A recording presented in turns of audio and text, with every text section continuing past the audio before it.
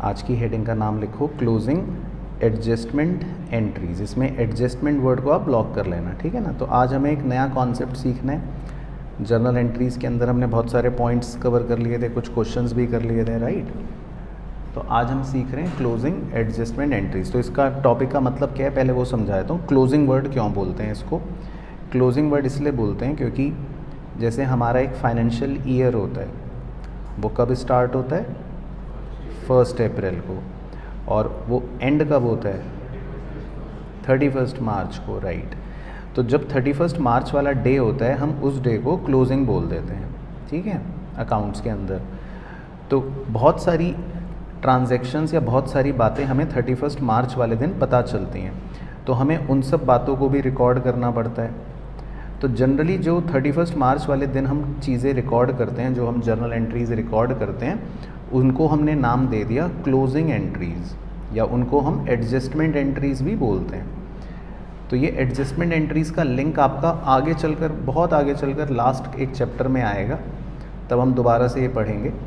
लेकिन अभी फ़िलहाल तो डिटेल नहीं है, लेकिन इनको हम इसीलिए बोलते हैं क्लोजिंग एंट्रीज़। तो समझ गए? क्लोजिंग एंट्रीज़ का मतलब है कि ये सारी एंट्रीज़ हमें 31 मार्च वाले दिन करने होते हैं, ठीक है। तो हम टोटल 24 पॉइंट्स लिख चुके थे, राइट। तो एक तरह से हम इस हेडिंग के अंदर जो पॉइंट्स पढ़ाएंगे आपको, टोटल इस हेडिंग में 10 पॉइंट्स हैं। तो वो 10 पॉइंट्स जो हैं वो हम 25 से शुरू कर लेते हैं, ठीक है। तो 25th नंबर का नाम दे देते हैं। सबसे पहला नाम है क्लोजिंग इन्वेंट्री, ठीक है, इसको अंडरलाइन कर लेते हैं। अब हम फॉर्मेट बनाने में टाइम वेस्ट नहीं करेंगे, क्योंकि अब हमारा आज फोकस थोड़ा सा कॉन्सेप्चुअल अंडरस्टैंडिंग और कवरेज पर है। तो हम बार बार लाइंस नहीं बनाएंगे, हम सीधा आंसर लिखा करेंगे। बाकी क्लोजिंग इन्वेंट्री का मीनिंग क्या है वो एक बार बस जस्ट फॉर द रेफरेंस बता दो, अगर किसी को पता है तो। इन्वेंट्री का मतलब क्या होता है? गुड्स कौन से? जो आप बेच नहीं पाए, अनसोल्ड। और क्लोजिंग का मतलब कौन सी डेट को? 31 मार्च। तो ये आप लिख सकते हो ब्रैकेट में। तो जो गुड्स आप बेच नहीं पाते उनको हम बोलते हैं इन्वेंट्री, और क्लोजिंग का मतलब होता है ऑन 31 मार्च, तो क्लोजिंग इन्वेंट्री। तो हमें क्लोजिंग इन्वेंट्री के लिए एक जर्नल एंट्री करनी होती है, ठीक है। तो वो जर्नल एंट्री आप नोट कर लो। जर्नल एंट्री है क्लोजिंग स्टॉक अकाउंट डेबिट। तो जो भी अमाउंट होगा वो लिख लेंगे, क्लोजिंग स्टॉक अकाउंट डेबिट। और क्रेडिट किसको करते हैं? टू। तो ये जो हम टू के बाद अभी लिखेंगे, ये एक नया अकाउंट है जो हमें आगे चलकर लास्ट में एक चैप्टर में पढ़ना है। तो अभी के लिए लर्न कर लेना, इसको बोलते हैं ट्रेडिंग अकाउंट। तो हमें क्रेडिट करना होता है ट्रेडिंग अकाउंट को, ठीक है। बस तो ये आंसर आप नोट कर लो। बाकी नरेशन हम लिख नहीं रहे ताकि समय वेस्ट ना हो। तो आज हम कोई फॉर्मेट नहीं बना रहे, बस आंसर लिखेंगे। तो आज हमारा फोकस सिर्फ आंसर पर है। तो क्लोजिंग इन्वेंट्री को रिकॉर्ड करने के लिए क्या जर्नल एंट्री हो गई? Closing stock account debit to trading account, ठीक है। तो क्लोजिंग स्टॉक जो होता है वो हमारे लिए वैसे एक एसेट होता है। अगर आपको वैसे लॉजिक से समझना हो तो एक तरह से हमारा एसेट जो है वो इंक्रीज़ हो गया, तो इसीलिए हम उसको डेबिट कर देते हैं। और ट्रेडिंग अकाउंट जो होता है ना, ये हम बाद में सीखेंगे, ये एक रेवेन्यू अकाउंट भी होता है, ये रेवेन्यू की तरह काम करता है। तो एक तरह से ये हमारा रेवेन्यू बढ़ा रहा होता है, तो इसीलिए हम इसको क्रेडिट कर देते हैं। तो डेबिट जो है वो हमारा एसेट बढ़ गया, और क्रेडिट जो है वो हमारा रेवेन्यू हो गया।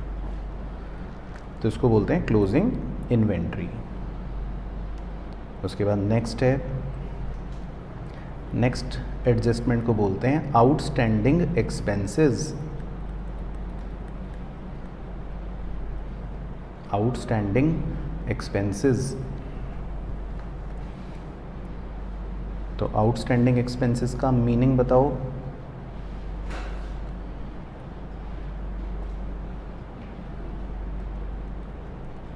क्या मतलब होता है आउटस्टैंडिंग एक्सपेंसेस का?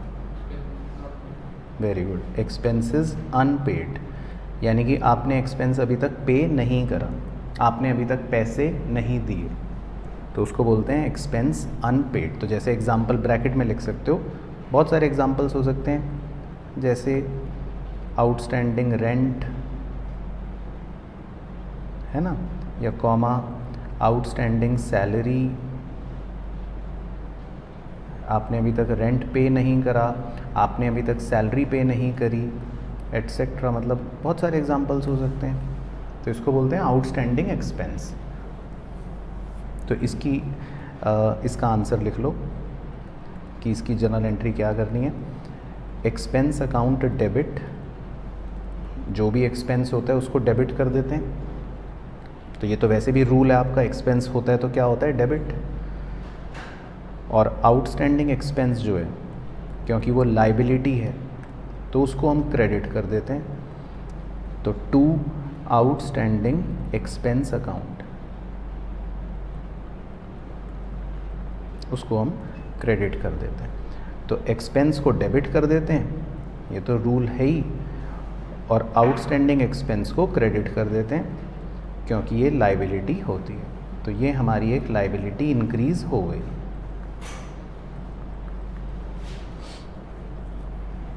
तो इसके ओरल डेमो कर लेते हैं। ओरल डेमो बता दो, अगर मान लो आपको दिया होगा आउटस्टैंडिंग रेंट फॉर एग्जांपल, तो क्या आप क्या आंसर लिखोगे? Rent account debit to outstanding rent, ठीक है। और अगर आपको दे रहा होगा outstanding salary, salary account debit to outstanding salary. तो एक्सपेंस का नाम चेंज करना है, ठीक है। चलो, तो ये हो गया आउटस्टैंडिंग एक्सपेंस।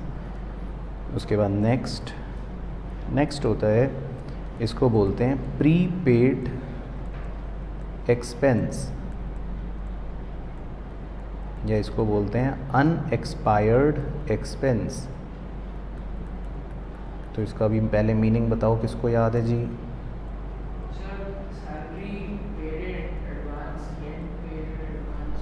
ठीक है, बहुत बढ़िया। तो बिल्कुल सही एग्जांपल, जैसे आपने कहा रेंट पेड इन एडवांस, बिल्कुल सही, या सैलरी पेड इन एडवांस, बिल्कुल सही। तो मतलब समझ गए आप, तो मैं मान के चल रहा हूँ कि आप होशियार हो गए, हाँ, है ना। तो सही एग्जांपल, बिल्कुल सही। तो प्रीपेड एक्सपेंस का यही मतलब होता है कि आपने पैसे पहले दे दिए, आपने पैसे जल्दी पे कर दिए, एडवांस में पे कर दिए। चलो, बहुत बढ़िया। तो इसका आंसर जो है, वैसे रटने के तरीके से सिखा देता हूँ पहले। इसका आंसर जो होता है वो आउटस्टैंडिंग वाले का जस्ट ऑपोजिट होता है, उल्टा। तो इस बार क्या करते हैं हम,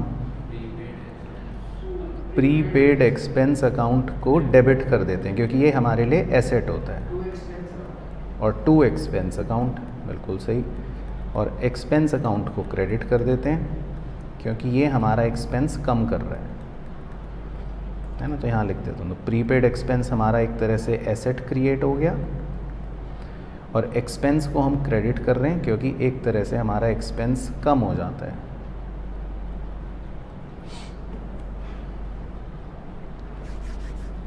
तो प्रीपेड, अगर आपको दिया है, मान लो एक बार ओरल डेमो कर लेते हैं, अगर आपको दिया है प्रीपेड रेंट, तो क्या आंसर लिखोगे? To rent. और अगर आपको दिया है prepaid salary, prepaid salary account debit to salary account, है ना। तो बस एक्सपेंस का नाम चेंज कर लेना। चलो, बहुत बढ़िया। उसके बाद नेक्स्ट होता है accrued income.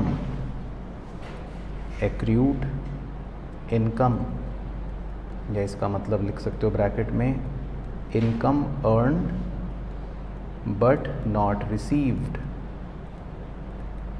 Income earned but not received. चलो, तो इसका भी मीनिंग बताओ, इसका क्या मतलब है?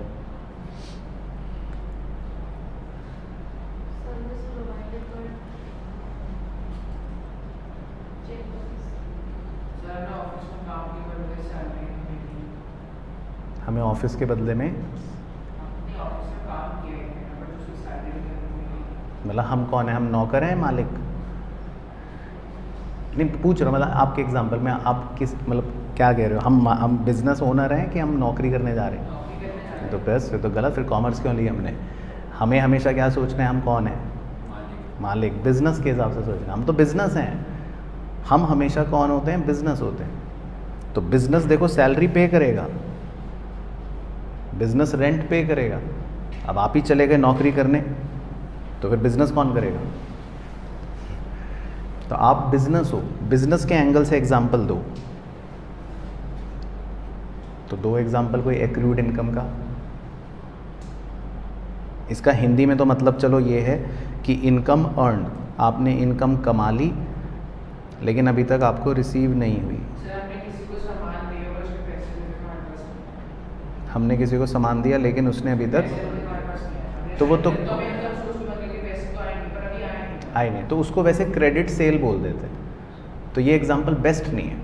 सोचा सही, आपकी सोच के लिए शाबाशी, लेकिन जो आप कह रहे हो कि सामान तो दे दिया पैसे नहीं आए, तो वो क्रेडिट सेल हो गई ना, एक तरह से उधार पर सेल कर दी। वो तो सर्विस दे दिया, वो भी ऑलमोस्ट वही है। तो इसका एक बेस्ट एग्जाम्पल है, चलो वो मैं ही लिखवा देता हूँ, है ना, तो आपको याद ही रह हो जाएगा। एक चीज़ जो सबसे बेस्ट एग्जाम्पल होती है इसमें, वो होता है, इसको बोलते हैं इंटरेस्ट एक्रूड। इंटरेस्ट जो होता है ना, अच्छा बच्चा कहता है सर इंटरेस्ट क्या? तो पहले तो इंटरेस्ट ही बताओ क्या होता है। जब आप बैंक में पैसे जमा करते हो या कहीं पर भी आप, लेट से आपके पास पैसे हैं कुछ, आप अपना पैसा कहीं पर इन्वेस्ट करते हो, है ना, तो जब भी आप अपना पैसा कहीं इन्वेस्ट करते हो तो वहाँ से आपको बदले में क्या मिलता है? इंटरेस्ट। हाँ, तो इंटरेस्ट एक ऐसी चीज़ होती है जो आपको कई बार मतलब अर्न तो आप कर लेते हो लेकिन अभी मिल नहीं पाती, रिसीव नहीं हो पाती। जैसे बैंक है, बैंक का सबसे बेस्ट एग्जांपल देता हूँ। आप बैंक में जब पैसे जमा करते हो तो बैंक जो है क्या आपको हर महीने इंटरेस्ट देता है? मतलब दे भी सकता है, लेकिन बैंक कहता है भाई मैं ऐसे नहीं दूंगा आपको इंटरेस्ट, मैं इकट्ठे एक साथ दूंगा बाद में, 1 साल बाद। तो ऐसा हो जाता है। तो इंटरेस्ट जो होता है वो कभी कभी आपको एक साथ बाद में मिलता है, तो हम इसको बोल सकते हैं इंटरेस्ट एक्रूड। तो समझ गए? चलो तो अब लिखते हैं आंसर। तो इसका आंसर याद करने का तरीका बता देता हूँ। इसका आंसर बिल्कुल प्रीपेड एक्सपेंस वाला सेम होता है। तो एक्रूड इनकम के लिए आंसर हो गया, क्या हो गया देखो, एक्रूड इनकम अकाउंट डेबिट। तो इसको हम डेबिट इसलिए करते हैं क्योंकि ये हमारे लिए एक तरह से एसेट होता है। तो ये हमारा एसेट इंक्रीज हो गया। और क्रेडिट किसको कर देते हैं? टू इनकम अकाउंट, क्योंकि ये एक तरह से हमारा रेवेन्यू बढ़ गया। तो क्लियर के रूल के हिसाब से भी आपको लॉजिक पता चल गया। तो अब एक बार ओरल डेमो कर लेते हैं। अगर आपको क्वेश्चन ने दिया एक्रूड इंटरेस्ट तो क्या आंसर लिखोगे? To interest account. अगर क्वेश्चन ने आपको दिया एक्रूड कमीशन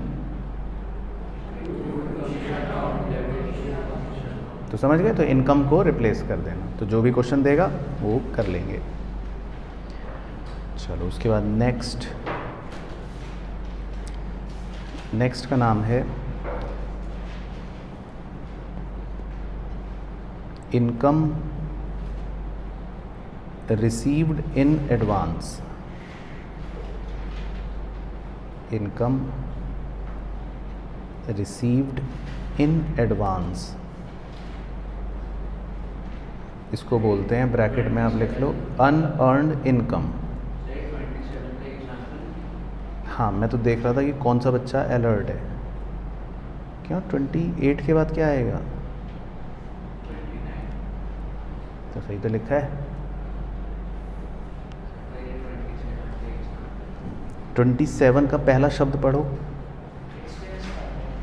और इसका पहला शब्द पढ़ो। ठीक है, तो नशे की दवाई ले ली, नशा उतर गया। चलो ठीक है, तो नशा उतर गया है सर का। तो 27 में तो एक्सपेंस लिखा था मेरे दोस्त, और इसमें तो हम क्या लिख रहे हैं? Income. Income received in advance, चलो इसके एग्जांपल दो, कुछ दो तीन।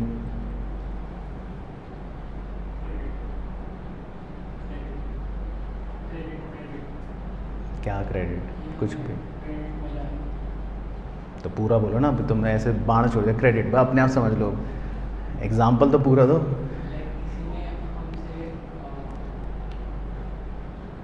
अभी तो कह रहे हो हमें मिला, अब कह रहे हो किसी ने हमसे, बताओ हमें सैलरी क्यों मिलेगी? आप कौन हो, नौकर हो कि मालिक हो?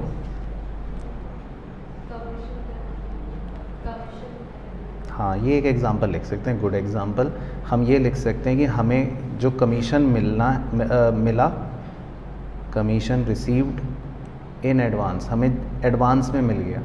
या मैं कह सकता हूँ, चलो मैं अपने एग्जांपल से बोल सकता हूँ, जैसे आप बच्चे भी क्लास 11th में हो, तो मैं, और आपने कहा कि सर ये लो 12th की फ़ीस अभी से ले लो, तो मैं बोल सकता हूँ 12th fees received in advance. हाँ, मैं बोल सकता हूँ, है ना। तो ऐसे एक दो एग्जांपल और दो, चलो कमीशन रिसीव्ड इन एडवांस हो गया, और कोई? हाँ, वेरी गुड, ये भी हो सकता है। देखो इंटरेस्ट रिसीव्ड इन एडवांस, ये भी हो सकता है, जल्दी मिल गया। तो बेसिकली आपको कोई भी इनकम जल्दी मिल सकती है, एटसेट्रा, है ना। तो इनकम रिसीव्ड इन एडवांस, समझ गए? तो क्रेडिट व्रेडिट पता नहीं क्या कहानी आप बना रहे थे। तो इनकम रिसीव्ड इन एडवांस का मतलब है कि आपको पैसे जल्दी मिल जाएंगे, कोई भी इनकम का पैसा जल्दी मिल गया। तो बताओ ये एसेट है या लायबिलिटी? लायबिलिटी, हाँ, वेरी गुड। तो इसीलिए हम इनकम रिसीव्ड इन एडवांस को क्रेडिट करते हैं, क्योंकि ये हमारी लायबिलिटी क्रिएट हो गई। तो income received in advance account को क्रेडिट कर देते हैं, क्योंकि ये हमारे लिए, बिल्कुल सही कहा आपने, लायबिलिटी बढ़ा रहा है। और इनकम अकाउंट को डेबिट कर देते हैं, क्योंकि एक तरह से ये हमारी इनकम को कम कर रहा है, या रेवेन्यू को हम कह सकते हैं कम कर रहा है। तो इसीलिए रेवेन्यू कम हो रहा है तो हम डेबिट कर देते हैं।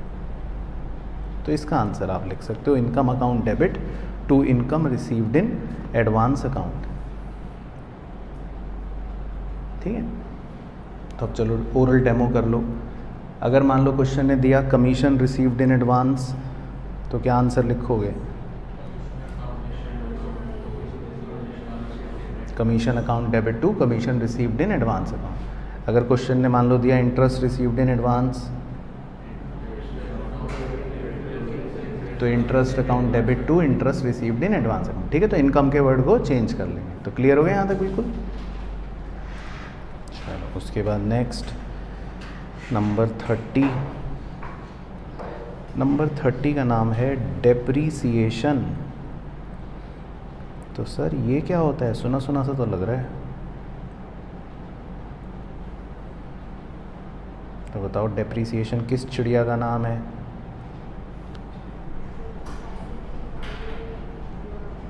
वेरी गुड, तो मैडम ने सही बोला, fall in the value of fixed asset. किसी भी एसेट की, मतलब फिक्स्ड एसेट की वैल्यू में गिरावट। बिल्कुल सही, बिल्कुल सही। तो एग्जाम्पल लिख सकते हैं ब्रैकेट में, जैसे बताओ, आप ही बताओ, चलो डेप्रीसिएशन ऑन, चलो तो बस दे, वेरी गुड। तो ये तो तुमने ऐसा कमाल कर दिया जिसके लिए कॉमर्स के जितने भी आज तक के परमात्मा पैदा हुए उनकी सबकी आत्माएं दुखी, और तुम्हें आने वाली 7 पीढ़ियां कभी माफ़ नहीं करेंगी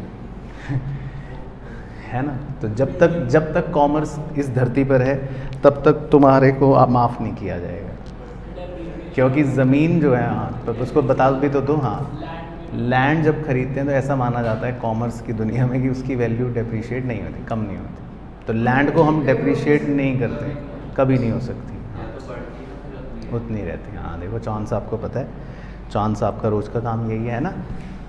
तो बिल्कुल सही, तो लैंड को डेप्रिशिएट नहीं करना है, ये ध्यान रखना है, ठीक है। बहुत बेइज्जती होगी बाज़ार में, देखो इसलिए किसी को कहना मत, ये बात इस कमरे तक ही सीमित रहेगी, नहीं तो आप ही की बेइज्जती होगी।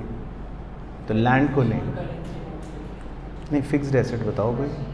मशीन, हाँ चलो ये, हाँ बिल्डिंग लिख लो या डेप्रिसिएशन ऑन मशीन लिख लो। बहुत मन करे तो डेप्रिसिएशन ऑन फर्नीचर लिख लो, कुछ भी लिख लो जो दिल करे, बस लैंड मत कर देना, नहीं तो आपके साइंस वाले और आर्ट्स वाले दोस्त भी हंसेंगे आप पे। हाँ वो भी कर लो, मतलब वो तो बिल्डिंग ही होगी ना, एटसेट्रा। चलो ठीक है, तो मतलब डेप्रिसिएशन का मतलब हो गया वैल्यू में गिरावट, तो किसी भी एसेट की वैल्यू में गिरावट हो गई। तो बताओ पहले तो ये बताओ, ये एक्सपेंस है या रेवेन्यू? एक्सपेंस, ठीक है। तो इसीलिए हम इसको डेबिट करते हैं क्योंकि ये हमारा एक्सपेंस होता है। तो डेप्रिसिएशन अकाउंट को डेबिट करते हैं क्योंकि ये हमारा एक्सपेंस है ना, ये हमारा एक्सपेंस हो गया। और देखो किसकी वैल्यू कम हो रही है? एसेट की वैल्यू कम हो रही है, तो इसीलिए हम एसेट को क्रेडिट कर देते हैं, क्योंकि रूल यही होता है ना कि अगर एसेट की वैल्यू कम होगी तो क्या करेंगे? क्रेडिट। तो एसेट की वैल्यू कम हो रही है तो इसलिए क्रेडिट कर देते हैं। तो इसका डेमो, चलो ओरल डेमो कर लेते हैं। तो ओरल डेमो बताओ, अगर लिखा होगा depreciation on building,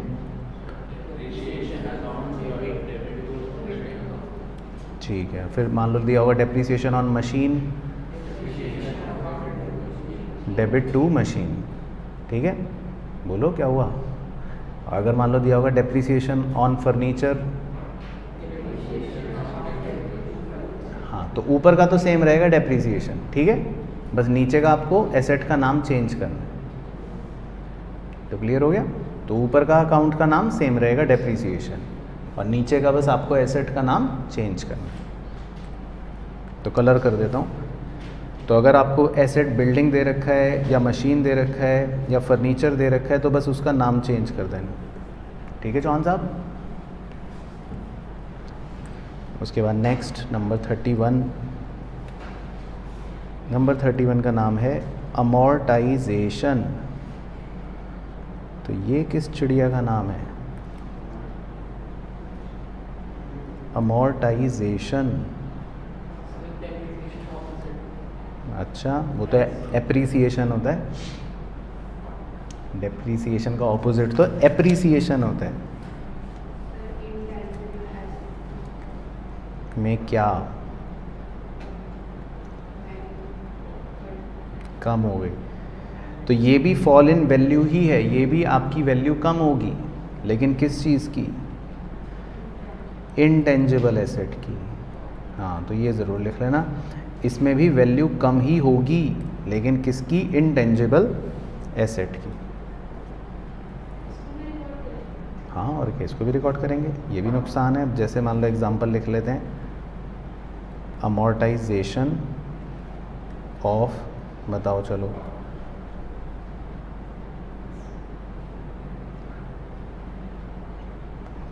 intangible asset बताओ कोई। गुडविल, चलो ठीक है, एक एग्जांपल सही, कॉमा दूसरा बताओ अमोर्टाइजेशन ऑफ ट्रेडमार्क, ठीक, और एक दो ओरल सुना दो। और पेटेंट का भी अमोर्टाइजेशन, कॉपीराइट का भी अमोर्टाइजेशन। तो मतलब किसी भी इंटेंजिबल एसेट का क्या हो जाता है? अमोर्टाइजेशन। इंटेंजिबल एसेट क्या होते हैं? जिन्हें आप देख नहीं सकते, छू नहीं सकते। चैप्टर 2 में पढ़ा था ना, जिन एसेट्स को आप देख नहीं सकते, छू नहीं सकते, तो उनकी वैल्यू में गिरावट हो जाती है। तो बताओ ये एक्सपेंस है या रेवेन्यू? है ना, तो ये भी एक्सपेंस ही है। तो बताओ अपने आप आंसर बनाने की कोशिश करो। तो एक्सपेंस को क्या करना है? डेबिट।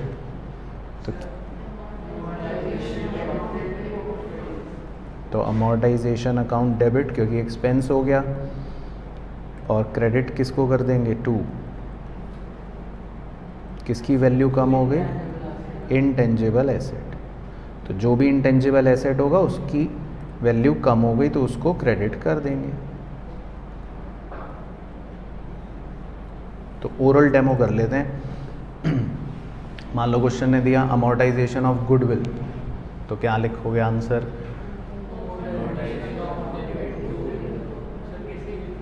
गुडविल की, ठीक है। फिर अमोर्टाइजेशन ऑफ मान लो patent, to patent, intangible account का जो भी नाम होगा, मतलब गुडविल अकाउंट, पेटेंट अकाउंट, नहीं, तो आपको नाम चेंज करना है। तो अगर मान लो क्वेश्चन ने दिया अमोर्टाइजेशन ऑफ, चलो मान लो दिया अमोर्टाइजेशन ऑफ कॉपीराइट, तो क्या लिखोगे आंसर? To copyright. तो समझ गए? तो अमोर्टाइजेशन तो सेम ही रहेगा, वर्ड ऊपर वाला सेम रहेगा, बस नीचे आपको इंटेंजिबल एसेट का नाम चेंज करना है। ओके हो गया? तो ये होता है अमोर्टाइजेशन। चलो उसके बाद नेक्स्ट 32 और 33 वैसे क्लास 12th में भी आते हैं, लेकिन अभी क्योंकि बुक में दे रखे हैं तो मैं इसलिए लिखवाता हूँ। 32 को बोलते हैं interest on capital, interest on capital. तो ये क्या है सर? चलो तो ये क्या है बताओ? चलो कैपिटल बताओ क्या होती है, फिर बाकी मैं समझाता हूँ।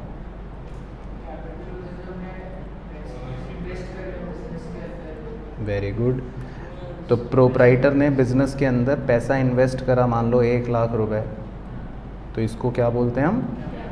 कैपिटल। वेरी गुड, चलो ये तो याद है आपको।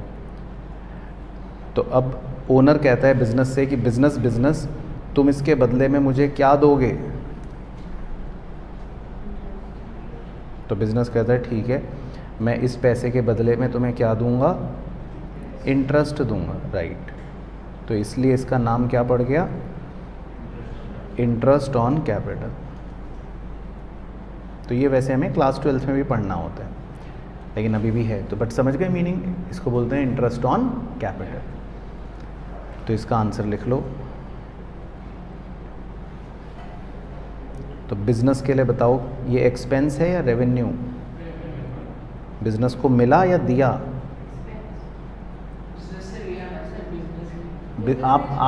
आप कौन हो? पहले तो अपने आप को समझो। प्रोप्राइटर। Very good. तो लगाओ गाल पे 2 थप्पड़। आपको ये माथे पर टैटू बनवाना है आज घर जाके, ठीक है? क्या टैटू क्या बनवाओगे आज घर जाके माथे पर?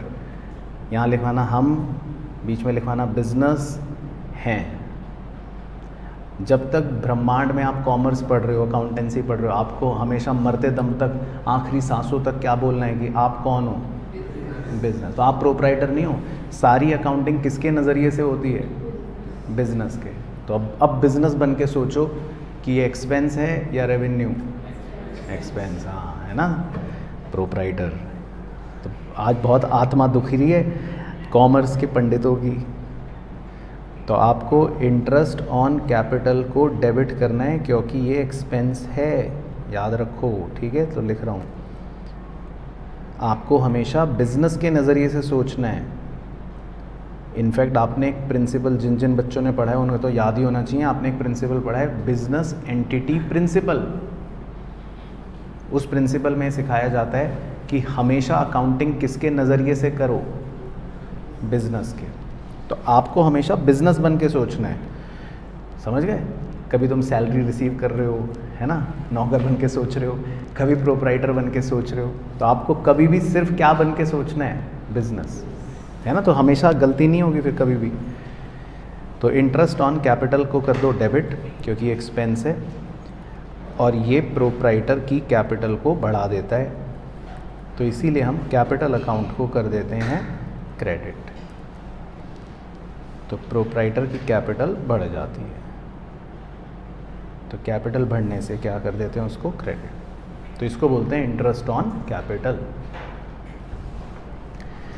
नेक्स्ट है 33, वो इसका उल्टा ही है तो इसलिए वो सिंपल है। 33 का नाम होता है interest on drawings. Interest on drawings. तो इंटरेस्ट ऑन ड्राइंग्स जो है वो इसका उल्टा होता है वैसे तो।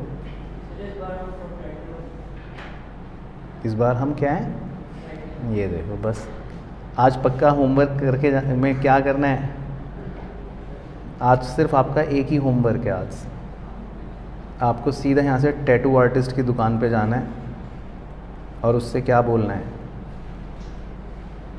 बताओ कि भैया एक नया टैटू बनाओ, मार्केट में नया आया है, ठीक है। तो अपने हाथों पर इधर इधर हर जगह क्या छपवाना है आपको, हम बिजनेस है बस, ठीक है। तो जब तक हमारी सांसें ये छूट ना जाए, जब तक हम ये पृथ्वी छोड़ के नहीं जा रहे, तब तक हम इस पृथ्वी पर हमेशा क्या बोलेंगे कि हम कौन है, बिजनेस बस। जहाँ आपने कुछ और सोचा तो वहीं सारी अकाउंटिंग गलत हो जाएगी। तो इस पॉइंट में भी और हर पॉइंट में आपको सिर्फ क्या सोचना है कि हम कौन है, बिजनेस है, ठीक है। ये सोचना। अब देखो ड्राइंग देखो, अब आपका सही हो जाएगा लॉजिक। तो पहले तो याद करो ड्राइंग्स क्या होता है, चलो ड्राइंग्स बताओ। हाँ, पर्सनल यूज़ के लिए वो पैसे निकाल लेता है, तो अब बिज़नेस उसको कहता है कि तुमने मुझसे पैसे निकाले, इसके बदले में मुझे क्या दो। हाँ, वेरी गुड। तो अब चला ना दिमाग, देखो। तो जब तक सोचोगे सही नहीं तो दिमाग चलेगा कैसे। तो बिज़नेस के लिए क्या है ये, रेवेन्यू। हाँ, तो इसीलिए रेवेन्यू को क्या करना है, हमको क्रेडिट करना है। तो लिखो आंसर।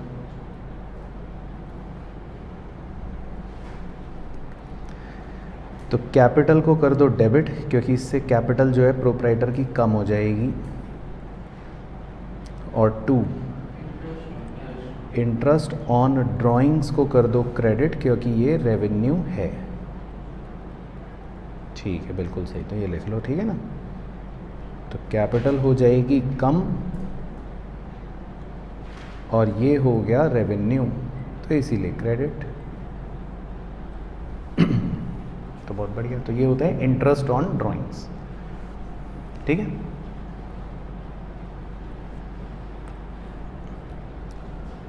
तो ये भी हमारी एक क्लोजिंग एडजस्टमेंट एंट्री होती है। तो मतलब इन नटशेल टोटल 9 तरह की क्लोजिंग एडजस्टमेंट एंट्रीज होती हैं, 9 तरह की। तो एक बार जल्दी से ओवरव्यू ले लेते हैं, हमने कौन कौन सी 9 पढ़ी। पहली तो कौन सी थी, क्लोजिंग इन्वेंट्री, फिर एक आउटस्टैंडिंग एक्सपेंस, है ना, फिर एक प्रीपेड एक्सपेंस, उसके बाद 28 accrued income, 29 income received in advance, 30 में डेप्रीसिएशन, वैल्यू कम हो गई, 31 में अमोर्टाइजेशन, उसमें भी वैल्यू कम हो गई, 32 में इंटरेस्ट ऑन कैपिटल और 33 में इंटरेस्ट ऑन ड्राइंग। चलो बहुत बढ़िया। तो टोटल 9 ही तरह की क्लोजिंग एडजस्टमेंट एंट्रीज होती हैं। अब जो 10वीं और आखिरी बची है वो क्लोजिंग एडजस्टमेंट एंट्री नहीं है, उसको बोलते हैं ओपनिंग जर्नल एंट्री। तो आप हेडिंग चेंज कर लेना, इसको बोलते हैं ओपनिंग जर्नल एंट्री। तो बताओ इसको ओपनिंग क्यों बोलते हैं। हाँ, नहीं, बिजनेस ओपन नहीं करना। जब हम क्या करते हैं बेसिकली, वो न्यू फाइनेंशियल ईयर स्टार्ट करते हैं। हाँ, तो इसको नाम ओपनिंग जर्नल एंट्री इसलिए दिया क्योंकि ये हम हमेशा 1 अप्रैल वाले दिन करते हैं। तो ये एंट्री जो होती है ये वैसे अकाउंटिंग इक्वेशन चैप्टर का वो है रूप। तो अब अकाउंटिंग इक्वेशन चैप्टर तो आपको याद ही नहीं होगा, या याद है? चलो चैप्टर छोड़ो, इक्वेशन तो याद है या नहीं? चलो वो सुनाओ फिर इक्वेशन। हाँ, asset is equal to liability plus capital. ठीक है, कैपिटल की जगह इक्विटी भी लिख सकते हैं अगर टीचर की सांसें ना फूले स्कूल में तो है ना। तो बाकी लिखो मेरी तरफ से। तो asset is equal to capital plus liability, बिल्कुल सही कहा आपने। तो बस उसी को जर्नल एंट्री में लिखते हैं, वो भी साल के पहले दिन 1 अप्रैल को। तो इसीलिए इसका नाम होता है ओपनिंग जर्नल एंट्री। तो इसमें बेसिकली हम जो बैलेंसेस होते हैं वो लिख रहे होते हैं। तो आपको बस सिंपल काम करना है, जितने भी हमारे एसेट्स हैं उन सारे एसेट्स को आपको क्या करना है, डेबिट। सारे एसेट्स को क्या करना है, डेबिट। और जितनी भी हमारी लाइबिलिटीज़ हैं उन सारी लाइबिलिटीज़ को क्या करना है, क्रेडिट। और जो हमारी कैपिटल है उसको भी क्या करना है, क्रेडिट। बस ख़त्म हो गया। तो ऑटोमेटिकली आंसर भी वैसे मैच हो जाएगा। हम करेंगे अभी क्वेश्चन तो उसमें आप देख लोगे। तो इसको बोलते हैं ओपनिंग जर्नल एंट्री।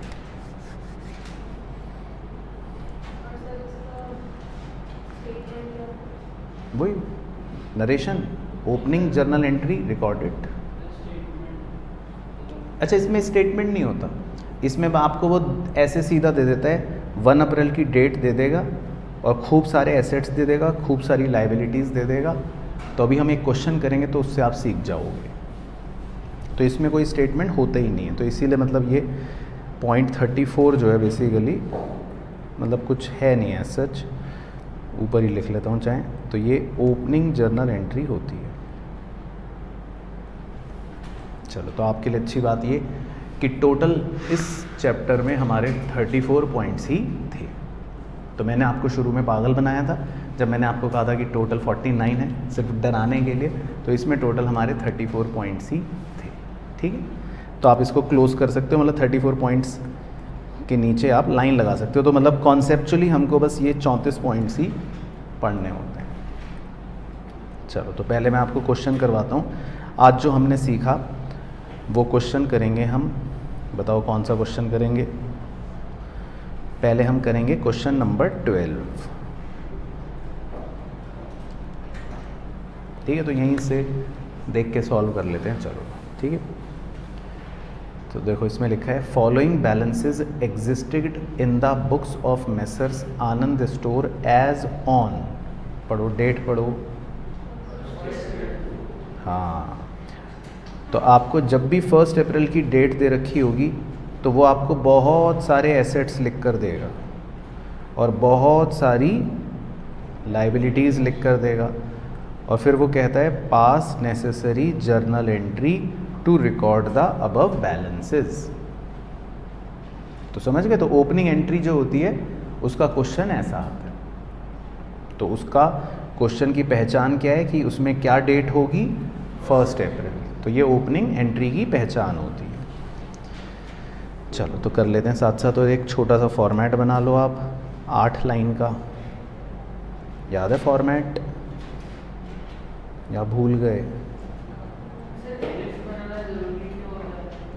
बताओ क्या बताया था कि LF बनाना सिर्फ फॉर्मेट के लिए ज़रूरी है। हाँ, तो पूछो मैम से क्या बताया।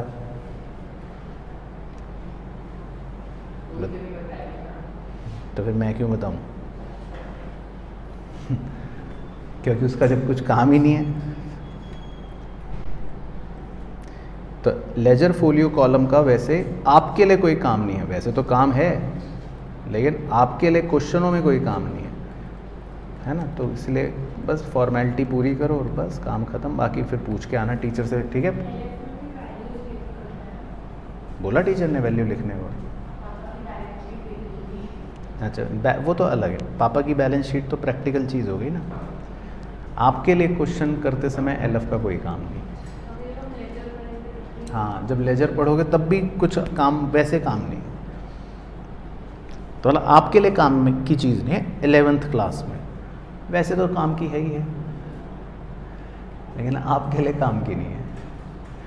चलो, तो अब देखो कैसे रिकॉर्ड करना है। अब एक एक एसेट का नाम आप देख देख के बोलते रहो और उनको सारे एसेट्स को हमें क्या करना है, डेबिट करना होता है। ठीक है, तो अब देखो सबसे पहले का नाम बोलो, क्या लिखा है?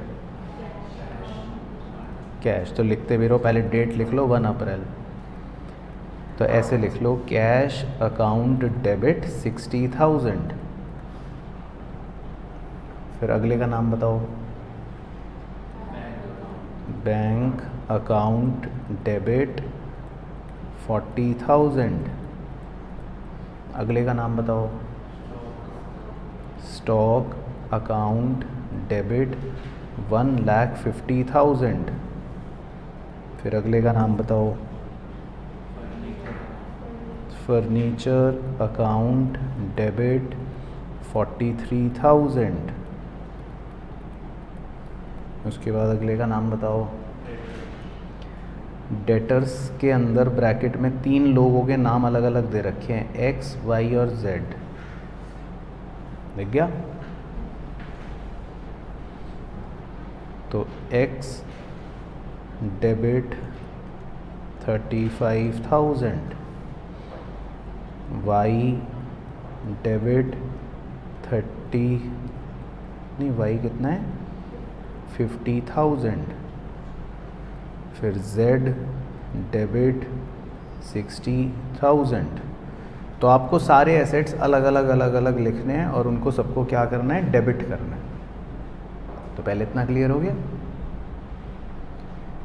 अब लाइबिलिटीज़ देखो क्या क्या है। लाइबिलिटीज़ को क्या क्या करना है अपने को,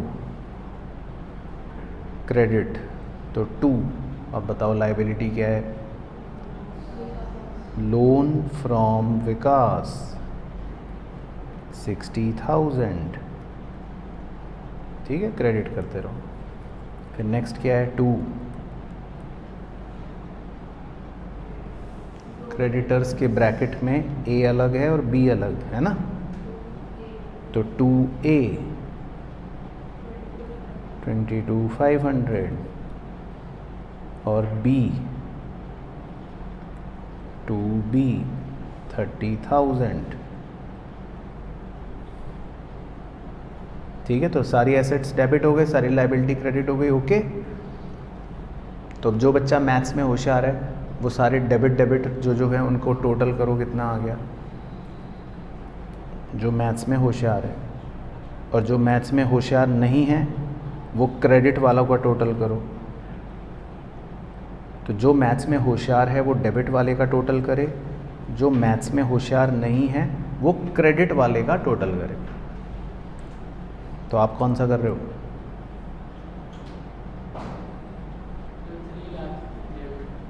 डेबिट का टोटल 3 लाख आ रहा है, गलत सा लग रहा है शक्ल से। 3 लाख नहीं, और ज़्यादा आएगा। कुछ नहीं, ढंग से बताओ। आप तो कॉमर्स के बच्चे हो गए, साइंस के बच्चे हो। 4 लाख एग्जैक्ट बताओ। 4,38,000। ठीक है, अब क्रेडिट वाला टोटल भी करो।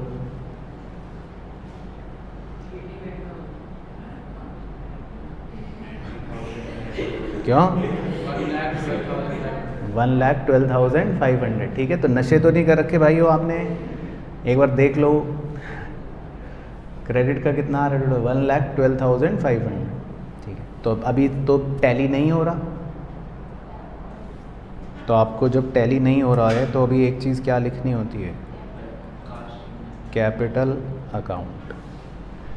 क्योंकि एसेट्स भी लिख लिए, लाइबिलिटीज़ भी लिख ली, तो आपको क्या लिखना है, कैपिटल अकाउंट। तो कैपिटल अकाउंट आपको ऐसी फिगर लिखनी है कि टैली हो जाए। तो वो अमाउंट लिखना है आपको निकाल के कि भाई दोनों साइड ये टैली हो जाए, मैच हो जाए, वो निकालो अब कि कितना आएगा। तो कितना आ रहा है, 3,25,500। तो अब दोनों साइड टैली हो गए। तो एक बार किताब वालों का आंसर चेक कर लें कि क्या किताब वालों ने यही लिख रखा है। तो देखो किताब वालों का आंसर, ठीक है, तो इसका मतलब किताब वालों ने भी सही करा है। तो ओके हो गई कहानी, समझ आ गई ओपनिंग एंट्री। चलो, तो ये तो हो गया जी ओपनिंग एंट्री। तो ये तो छोटा सा एक ही क्वेश्चन है पूरी बुक में ओपनिंग एंट्री का जो सिंपल होता है, लेकिन क्लोजिंग एंट्री जो होता है वो ज़्यादा इंपॉर्टेंट होता है हमारे लिए। तो क्वेश्चन 11 जो है वो आप स्टार लगा लो, ये इंपॉर्टेंट है एग्ज़ाम के लिए, क्योंकि इसके अंदर हमें एडजस्टमेंट एंट्रीज़ करनी होती हैं। तो देखो क्वेश्चन लिख भी रहा है, क्वेश्चन कह रहा है पास journal entries for the following adjustment on 31 मार्च। तो एक बार काउंट कर लो कितनी एंट्रियाँ हैं, 1 2 3 4 5 6 7 8। ठीक है, तो कितने पेज का फॉर्मेट लगेगा, मतलब कितनी लाइनें बनाओगे, 32। हाँ चलो 25 के आसपास बना लो। चलो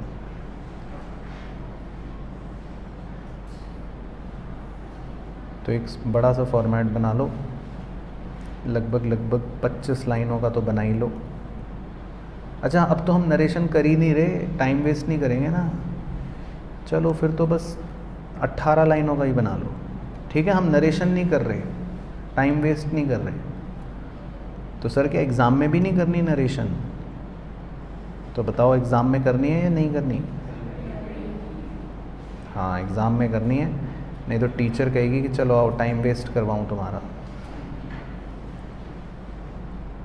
तो एग्ज़ाम में ज़रूर करनी है, अभी नहीं कर रहे क्योंकि अभी हमारा फोकस है सॉल्व करने पर। ठीक है, तो कितने पॉइंट्स है? 8। 1 2 3 4 5 6 7 और 8।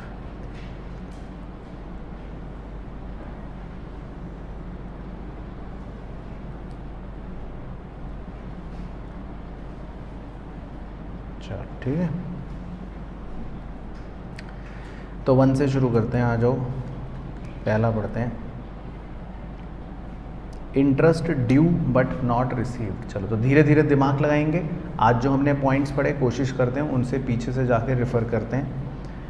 तो पहले तो पहचानो कि ये कौन सी एडजस्टमेंट है, interest due but not received. Very good, शाबाश, एक्रूड इंटरेस्ट। अब जल्दी से आंसर देख के बताओ।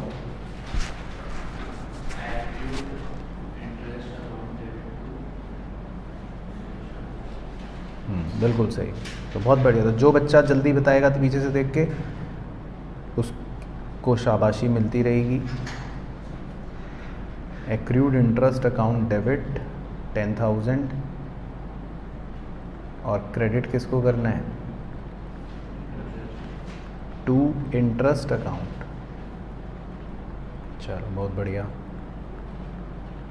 ठीक है। तो पीछे से देख देख के आंसर चेक करते रहना, मैं बताते रहना। उसके बाद नेक्स्ट है सैलरीज ड्यू टू स्टाफ। बताओ पहले पहचानो ये क्या है। वेरी गुड, आउटस्टैंडिंग एक्सपेंस है। अब आंसर देख कर आओ। हाँ क्या बोले? सैलरी। वेरी गुड, तो लिख लो salary account debit 50,000 to outstanding salary account. चलो बहुत बढ़िया। उसके बाद next, out of the rent paid this year 5,000 is for next year. पहले तो पहचानो ये क्या है। Very good, prepaid expense. Very good, prepaid expense. तो अब आंसर ढूंढो। एक्सपेंस को रिप्लेस भी तो करना है। हाँ, तो जोश में होश नहीं खोना है, ये अकाउंट्स का रूल है। तो आंसर क्या बन गया अब? हाँ, तो आपको ये ध्यान रखना है, prepaid rent account debit to rent account. ठीक है, चलो बहुत बढ़िया। उसके बाद नंबर 4 पहले पहचानते हैं। लिखा है provide 10% depreciation on furniture costing 1 lakh. Depreciation account debit to furniture, और कितने रुपए? 1 लाख का तो फर्नीचर है।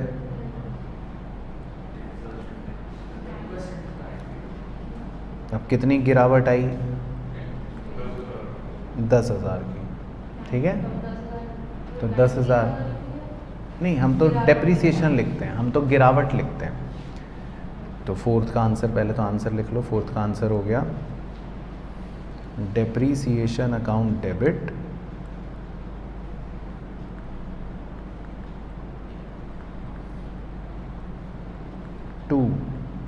क्या,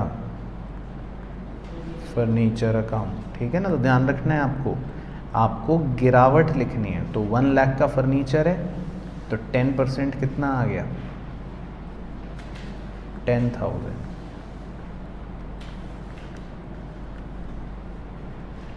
चलो उसके बाद number 5, goods used in making furniture. ये तो पुराना पॉइंट आ गया, बच्चा कह रहे हैं तो धोखा हो गया, ये तो एडजस्टमेंट एंट्री का पॉइंट है ही नहीं। इसमें तो हमारे गुड्स हमें छोड़कर देखो चले गए, वो वाली स्टोरी है, गुड्स हमें छोड़कर चले गए। तो goods used in making furniture, furniture account debit to purchase account, very good. और सेल प्राइस है 5,000, कॉस्ट है 4,000।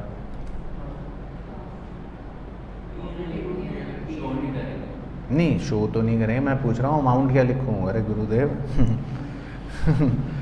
टीचर कह रहा है व्हाट इज़ योर नेम, बच्चा कह रहा है सर मैंने सुबह एप्पल खाया। मैं ये कह रहा हूँ एंट्री तो आपने चलो सही बताई, उसके लिए तो चलो आपको शाबाशी दे रहा हूँ पहले। Furniture account debit to purchase account, चलो ठीक है, तो इसके लिए तो शाबाशी, वेरी गुड। लेकिन मैं ये नहीं पूछ रहा हूँ, मैं तो ये पूछ रहा हूँ कि अब इसमें अमाउंट क्या लिखोगे, ये पूछ रहा हूँ। टू परचेज अकाउंट कितना लिखोगे, 5,000। और फर्नीचर अकाउंट डेबिट में 5,000। तो ये आपको कैसे पता,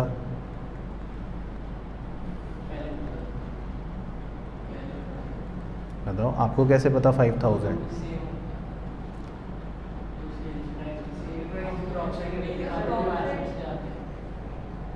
कुछ की कुछ कहानी बोल रहे हो।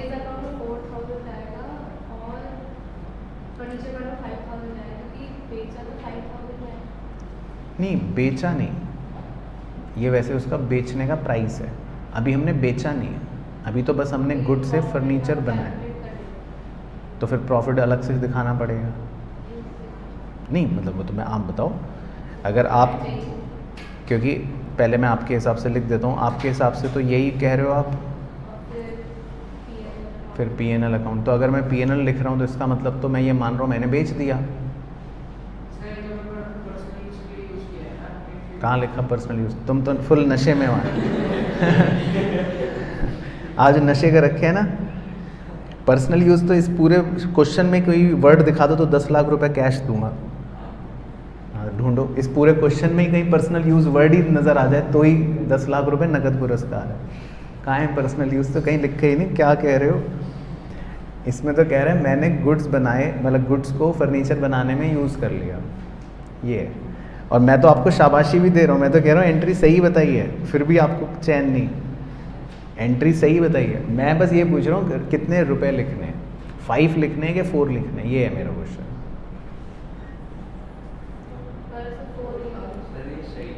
तो अब ध्यान रखना, अब रूल यहाँ पे जो बताऊँगा ठीक है, वो जानबूझ के कंफ्यूज करने के लिए देता है सेल प्राइस और कॉस्ट प्राइस, ठीक है। तो आपको हमेशा ध्यान रखना है कि सिर्फ क्या लेना है, हमेशा कॉस्ट प्राइस, ठीक है। तो यहाँ कहाँ लिखूँ, साइड में लिख दूँ कॉर्नर में कि sale price is of no use, उसका कोई यूज़ नहीं है, वो पागल बनाने के लिए देता है कभी कभी। तो ये क्वेश्चन की चाल होती है, जैसे आप कंफ्यूज हुए ना, कभी 5 सोच रहे हो, कभी 4 सोच रहे हो, कभी प्रॉफिट सोच रहे हो, तो हमें उससे कोई मतलब नहीं है, तो ये सिर्फ पागल बनाने के लिए देता है, हमें हमेशा कॉस्ट लेनी। चलो उसके बाद 6th, ये भी बड़ा ख़तरनाक है, received commission of 20,000 by cheque, half of which is in advance. तो ये तो बहुत अच्छे हैं। अच्छा आधा जो है आपको एडवांस मिल गया, लेकिन पहले ये भी तो बताओ, received commission of 20,000 by cheque, पहले इतना पोर्शन भी तो है, आपको 20,000 रुपये कमीशन मिला, वो भी चेक मिला। उसके बाद वो अगला पॉइंट है, half of which is in advance. तो मतलब इसमें वैसे 2 पॉइंट्स हैं,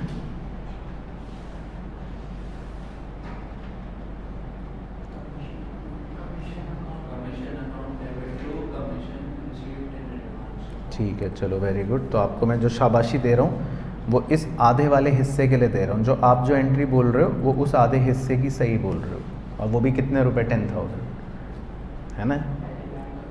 हाँ, अब मैं येलो वाले की बताओ पहले। Received commission 20,000, bank account debit to commission account. हाँ ठीक है, तो येलो की एंट्री अलग करते हैं, ब्लू की एंट्री जो आपने बताई सही, तो येलो की अलग और ब्लू की अलग।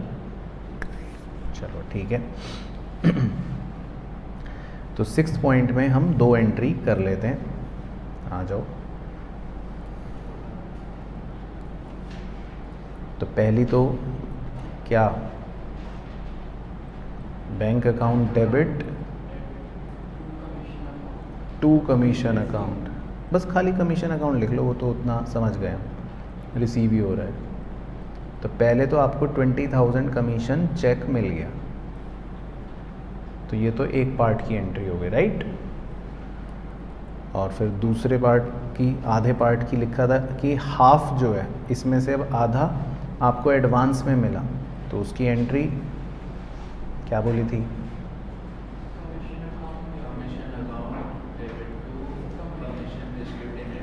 Very good. तो आधे की लिख लो, commission account debit to commission received in advance account. ठीक है, थोड़ा सा शॉर्ट में लिख रहा हूँ जगह की कमी की वजह से, तो समझ जाना। तो commission account debit to commission received in advance account. तो क्लियर हो गया। तो ये भी अच्छा पॉइंट था, देखो इसमें 2 इंग्लिश थी ये। उसके बाद चलो 7th, ये ढूंढ के आओ पीछे से। Allow interest on capital 8,000। ठीक है, तो मिल गया। तो 32 नंबर था शायद, है ना। तो इसका आंसर क्या है, नंबर 7 का interest on capital account debit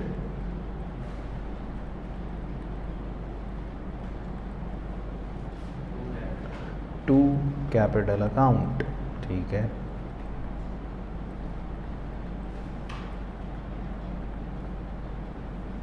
बहुत बढ़िया। और फिर लास्ट भी बता दो, number 8, charge interest on drawings 1500।